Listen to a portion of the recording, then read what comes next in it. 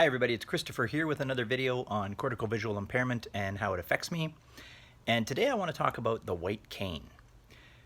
I have been using a white cane since 2005.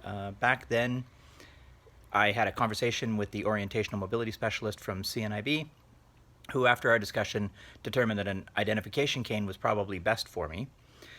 If you haven't seen it, an identification cane is quite short. It only measures about to my waist. It's very thin, very light, and it folds up nice and compact. So it's very easy to carry around. And with the identification cane, it doesn't have much of an end on it for tapping, so it isn't meant to tap all the time. It's just meant to be able to use to tap things if I need to check out a surface or some steps or whatever it is, but it also comes in handy to let people know that I have a vision impairment.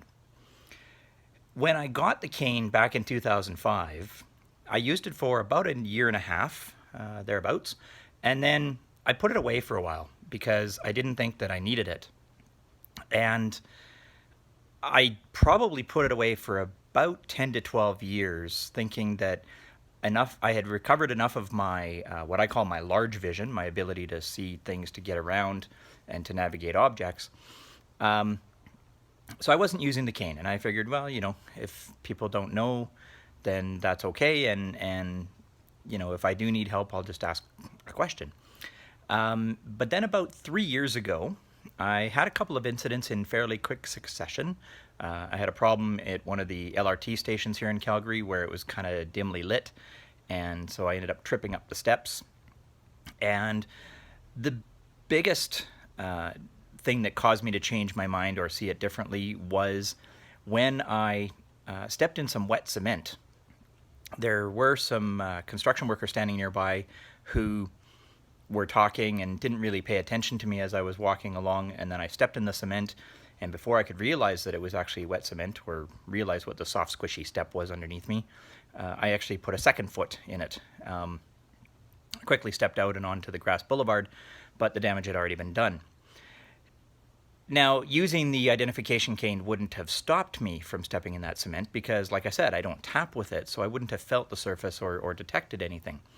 But what it might have done is it might have alerted those construction workers to pay a little more attention. They might have seen me coming with the white cane, and it might have caused them to, yell to me to stop or come and move me or whatever.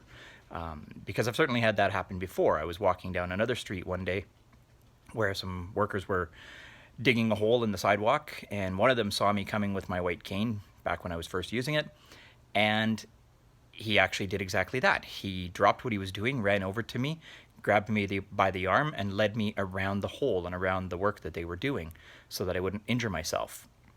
So that was sort of a big moment for me to determine that the identification cane is not necessarily for me per se. It's to let other people know that if they see me about to get into a dangerous situation or see me in a place that I shouldn't be in, that it's to alert them that I might have a problem. And it's not that I am being obtuse or that I'm not paying attention to what's around me. It's that I might not actually see what's going on. So it lets other people know. And particularly right now in this time of the pandemic, I find that it's been really handy because if I walk into a business or, I walk down an aisle of a store and I don't see a sign that tells me that I should be walking a different way or that I, should take this action or that action, having the cane lets them know that, it wasn't that I ignored the sign or wasn't paying attention to the sign. I probably actually didn't see the sign. And it makes people a little bit more understanding and patient with me. So during this time of the pandemic, I found that this has actually been a really helpful thing. But that is my thought for today on the white cane. And I thank you very much for watching, and I hope you have a great day.